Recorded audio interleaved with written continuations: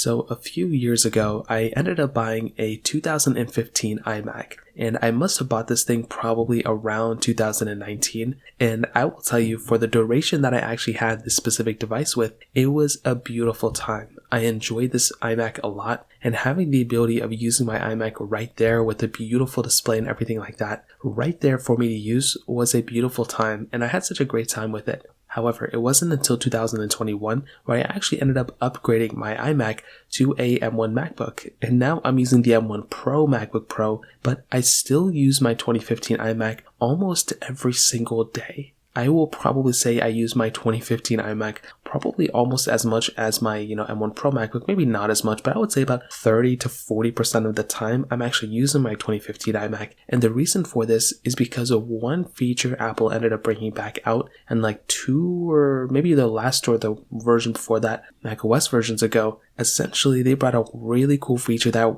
I was able to repurpose my old iMac. And that was with universal control. So what ended up happening with that version of macOS was that if you were to able to go ahead and install that version of macOS on your iMac, I think it was 2015 or newer Macs, and my Mac was right there, it was able to be, supported. Well, what you could do is if you had two Macs side by side one another, you could actually go ahead and essentially control both Macs via one Mac. So if you had, like a Mac, like in this case I had the M1 MacBook Pro, well, I couldn't dock up two different monitors to it anyway, which was very annoying. But the closest thing I had once macOS came out, I don't remember which version it was, I was able to go ahead and install macOS on that, or update the macOS version, and right there I was able to almost have a dual screen experience, but by using one single mouse and one single keyboard. So I put those Macs side by side, my M1 MacBook Pro right next to my 2015 iMac, and I was able to pretty much use both of those Macs side by side, and it was a very good experience. It was so much better than I thought. There were glitches and things like that would happen all the time,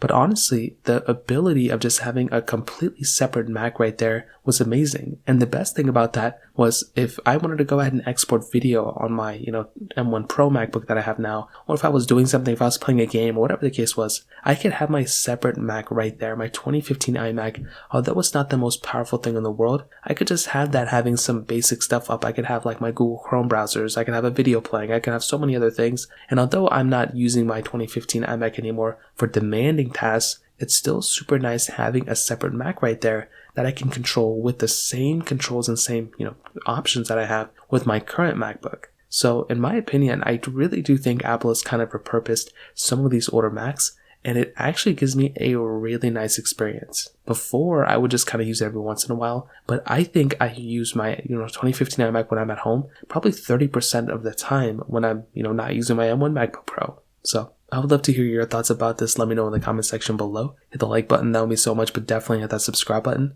More importantly than everything else, I love every single one of you guys. Hopefully I'll catch you guys in the next video. Peace out till then.